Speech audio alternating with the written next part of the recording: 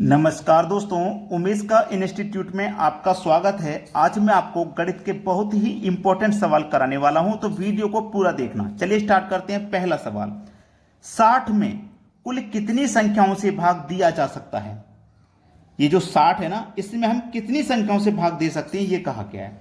तो आपको करना क्या होगा, ये जो 60 है ना, ये जो 60 है, इसके गुणनखंड करिए, फैक्टर करिए। देखो, जैसे एलसीएम लेते हैं ना, 2 से कटाएंगे तो 30 बार में कटेगा, फिर 2 से कटाएंगे तो 15 बार में कटेगा, है ना। फिर 3 से कटाएंगे तो 5 बार में कटेगा, और 5 से कटाएंगे तो 1 बार में। तो हमारे ये गुणनखंड आए हैं। क्या गुणनखंड आए हैं? 2 गुने 2 गुने 3 गुने 5, यही तो गुणनखंड है। अब देखो, ये 2 है ना, ये 2 बार है तो 2 की पावर 2 हो जाएगा, इंटू 3 एक बार है तो 3 की पावर 1, 5 एक बार है तो 5 की पावर 1। क्लियर? यहां तक किसी को कोई समस्या नहीं। अब हमारे पास जो पावर आई है, इनको भूल जाइए, इनसे कोई मतलब नहीं है। जो पावर है ना, इसमें एक जोड़ के लिखिए।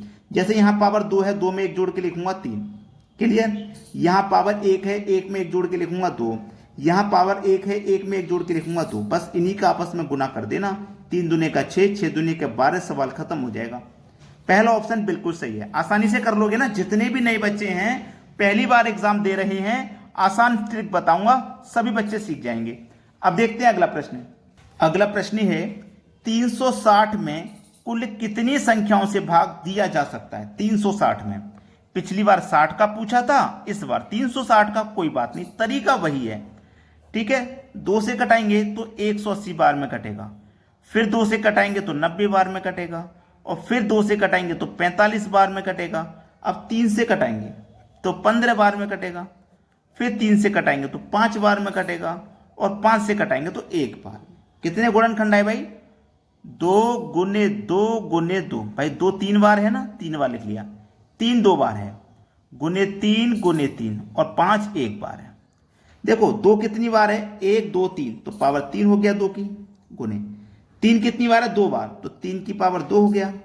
5 एक बार है तो 5 की पावर 1। अब इन संख्याओं से कोई मतलब नहीं, जो पावर है इन्हीं में एक जोड़ के लिखो। जैसे पावर 3 है, 3 में एक जोड़ के लिखो 4, 2 है, 2 में एक जोड़ के लिखो 3, 1 है तो 1 में एक जोड़ दो, 2 हो जाएगा, सवाल खत्म। 4 3 12, 12 दूनी 24।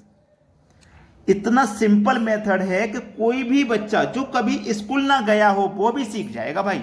इतनी तो मैं गारंटी ले रहा हूं, जो कभी स्कूल ना गया हो। इतना सरल मेथड बता रहा हूं मैं आपको। अब देखते हैं अगला सवाल।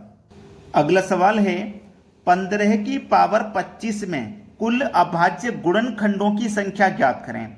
अब यहां पे हमको गुणनखंड की संख्या बतानी है, तो कैसे बताएंगे? देखिए, यहां पे जो 15 दिया गया ना, इस 15 को लिखिए और इसके गुणनखंड करिए, जो अभी हम कर रहे थे वैसे ही। तो 2 से तो कटेगा नहीं, 3 से कटेगा 5 बार में, और 5 से कट जाएगा 1 बार में। तो गुणनखंड कितने आए हमारे? 3 और 5, यही तो आए, 3 और 5। तो 3 और 5 कितने गुणनखंड है? 2 ही गुणनखंड तो हैं, एक ये और एक। तो हमारे पास 2 गुणनखंड हैं। तो इस 2 का गुना हमको पावर से करना है। जितने गुणनखंड आएंगे उतने का गुना पावर से। तो पावर हमारे पास 25 है, तो 25 दूनी 50। क्या कहा था मैंने? तो कोई बच्चा अगर स्कूल नहीं गया कभी, वो भी सीख जाएगा। ऐसा ट्रिक बता रहा हूं मैं आपको। चलिए अब देखते हैं अगला सवाल। अगला सवाल है, 48 की पावर 20 में कुल अभाज्य गुणनखंडों की संख्या ज्ञात करें। वही सवाल है जो अभी करके आए थे हम। 48 के गुणनखंड करने, सबसे पहले 48 के, वैसे ही करिए। 2 से कटाइए 24 बार में, फिर 2 से कटाइए 12 बार में, और फिर 2 से कटाइए 6 बार में, फिर 2 से कटाइए 3 बार में, और 3 से कटाइए अब 1 बार में। कितने गुणनखंड हैं? 1 2 3 4 5 गुणनखंड है भाई, 5 ही तो है। इसका क्या करना है हमको? जो पावर है उससे मल्टीप्लाई कर देना है, यानी कि 20 से। 20 पंजे 100, खत्म हुआ सवाल। डी ऑप्शन है सही जवाब। बताइए आप सीख पाए या नहीं, कमेंट में जरूर बताना। अब देखते हैं अगला सवाल।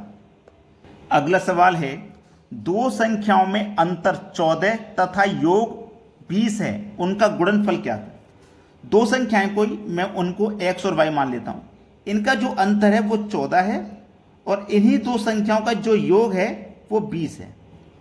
ठीक है, यही तो कहा गया है। तो हमें गुणनफल बताना है उन संख्याओं का, यानी कि x और y का पहले हमें पता लगाना है कि संख्या क्या क्या है, फिर इनका गुणनफल। तो देखिए x और x मिलकर के 2x माइनस का y प्लस का y कट जाएगा बराबर 14 और 20 मिलकर के 34। 2 से कटाओ 34 को तो 17 बार में, तो x का मान कितना आ गया भैया 17। जब x का मान 17 है तो y का मान कितना रखें, देखो x और y दोनों को जोड़ के कितना आया 20। जब x का मान 17 है तो y का मान 3 होगा कि नहीं होगा, तभी तो दोनों को जोड़ के 20 आएगा। क्लियर है कि नहीं बात भाई, 17 प्लस 3 दोनों को जोड़ेंगे तो हमारा 20, और यहां पे 17 में से माइनस करूंगा मैं 3, तभी तो 14 आएगा। तो हमें x और y का मान पता लग गया, x का मान 17 है, y का मान 3 है, दोनों का गुणनफल पूछा है तो गुणा कर दो। 17 तिया 51, दोनों का गुणा आएगा 51, जो कि हमारे सी ऑप्शन में दिया गया है। यह सवाल का बिल्कुल सही जवाब। अब देखेंगे अगला प्रश्न। अगला प्रश्न है, दो संख्याओं का योग 42 है तथा उनका गुणनफल 437 है, तो उन संख्याओं का अंतर क्या है। देखो अभी अभी हमने एक सवाल किया था, यह सवाल भी बिल्कुल वैसा ही है।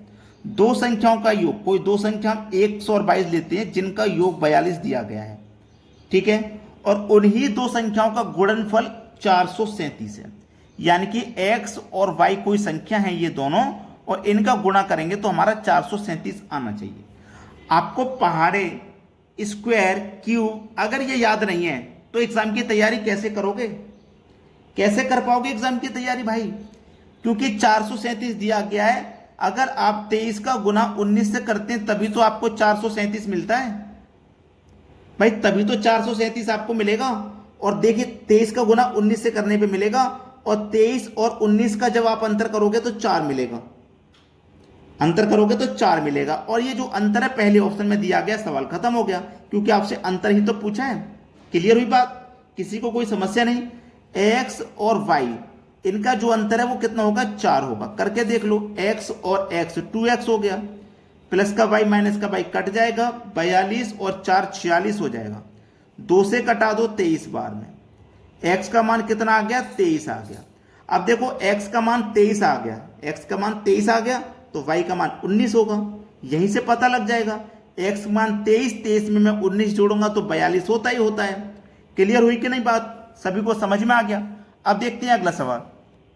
अगला सवाल है, भाग के प्रश्न में विद्यार्थी 36 के बदले 63 को भाजक के रूप में लेता है। किसको लेता है, 63 को, ठीक है। तो उसका उत्तर 24 आया था, उसका जो उत्तर आया था वो 24 आया था। जो सही था उसको बटे में लिखिए, जो सही था। क्लियर है, चलिए इसको कटाते हैं।